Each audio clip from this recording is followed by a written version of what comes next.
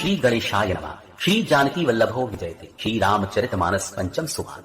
शांत सनातन अप्रमेय यानी प्रमाणों से परे, निष्पाप, मोक्ष रूप, परम शांति देने वाले ब्रह्मा, शंभु और शेष जी से निरंतर सेवित, वेदांत के द्वारा जानने योग्य, सर्वव्यापक, देवताओं में सबसे बड़े, माया से मनुष्य रूप में दिखने वाले, समस्त पापों को हरने वाले, करुणा की खान, रघुकुल में श्रेष्ठ तथा राजाओं की शिरोमणि, राम कहलाने वाले जगदीश्वर की मैं वंदना करता हूँ। हे रघुनाथ जी, मैं सत्य कहता हूँ और फिर आप सबके अंतरात्मा ही हैं कि मेरे हृदय में दूसरी कोई इच्छा नहीं है। हे रघुकुल श्रेष्ठ, मुझे अपनी निर्भरा यानी पूर्ण भक्ति दीजिए और मेरे मन को काम आदि दोषों से रहित कीजिए।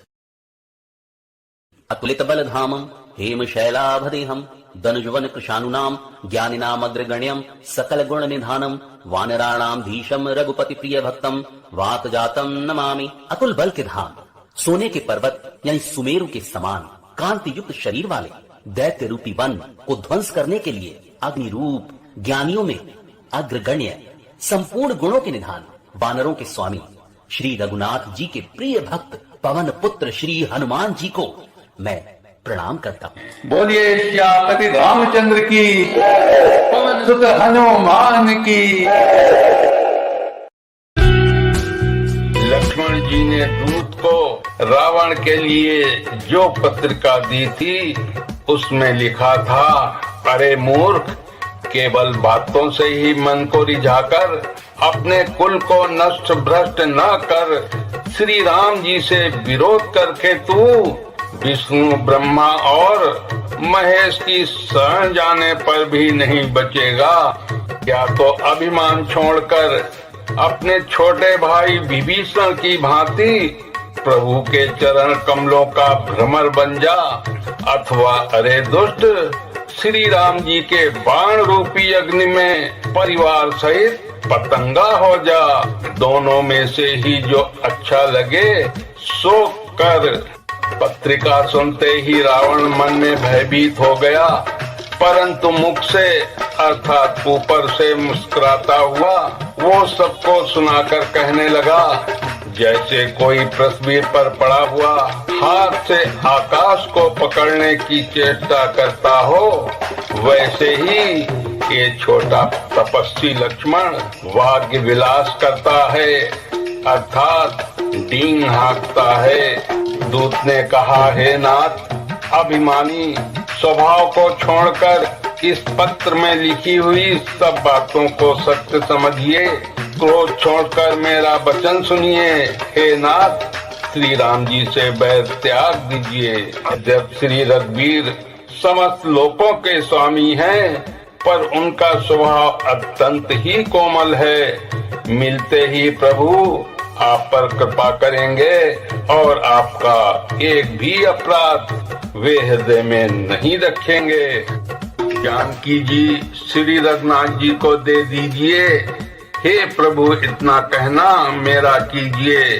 जब उस दूत ने जानकी जी को देने के लिए कहा, तब दुष्ट रावण ने उसको लात मारी। वो भी विभीषण की भांति चरणों में से नवाकर वहीं चला जहाँ कृपा से अगर श्री रघुनाथ जी थे।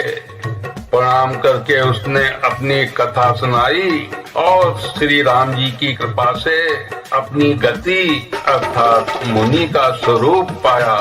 शिव जी कहते हैं, हे भवानी, वो मुनि ज्ञानी था, अगस्त्य ऋषि के शाप से राक्षस हो गया था।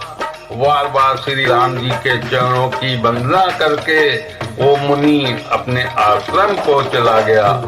इधर 3 दिन बीत गए, किंतु जड़ समुद्र बिना नहीं मानता। तब श्री राम जी बोले, बिना भय के प्रीति नहीं होती। हे लक्ष्मण, धनुष बाण लाओ, मैं अग्नि बाण से समुद्र को सौंप डालूं। मूर्ख से विनय, कुटिल के साथ प्रीति, स्वाभाविक ही कंजूस से सुंदर नीति, उदारता का उपदेश है।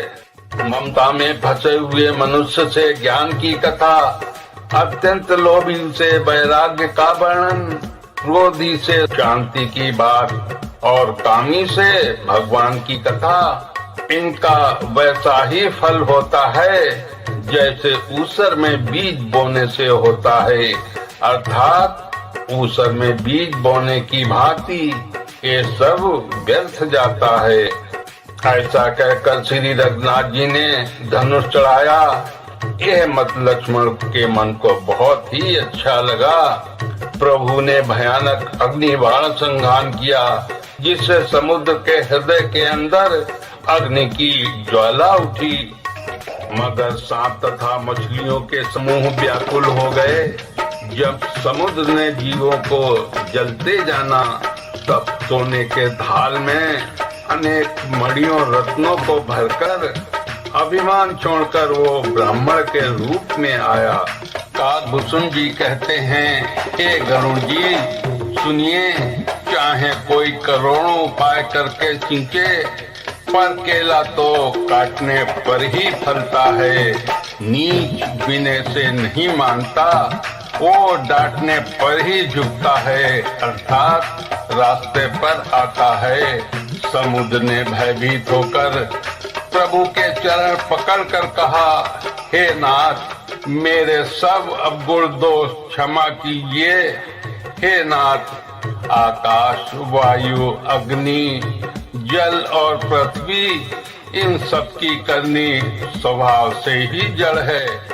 आपकी प्रेरणा से माया ने इन्हें सृष्टि के लिए उत्पन्न किया है। सब ग्रंथों में यही गाया है, जिसके लिए स्वामी की जैसी आज्ञा है, वो उसी प्रकार से रहने में सुख पाता है। प्रभु ने अच्छा किया जो मुझे शिक्षा दी, किंतु मर्यादा जीवों का स्वभाव भी आपकी ही बनाई हुई है।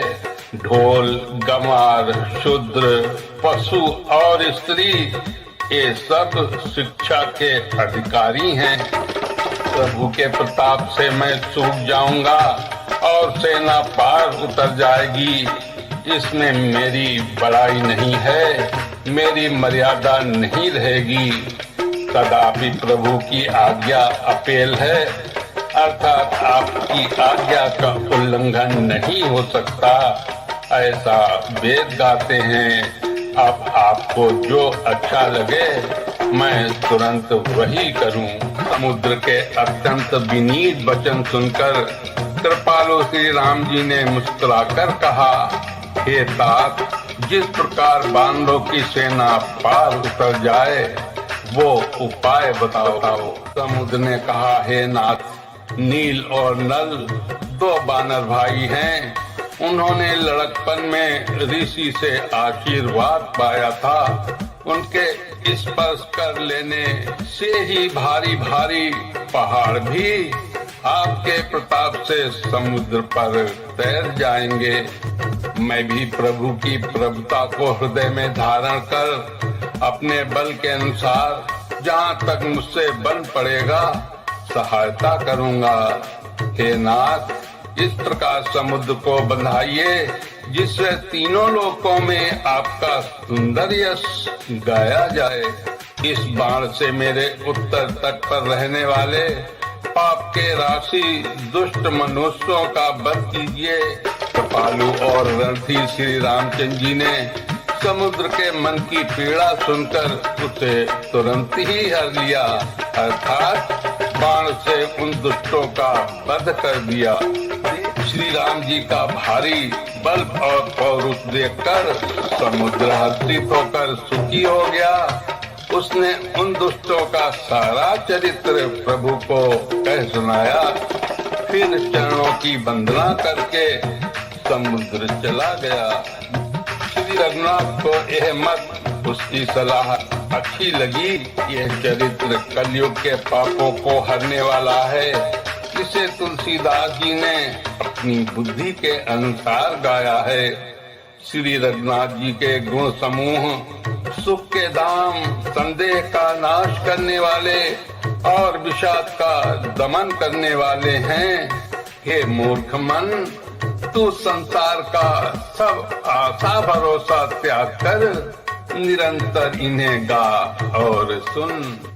श्री रघुनाथ जी का गुणगान संपूर्ण सुंदर मंगलों को देने वाला है।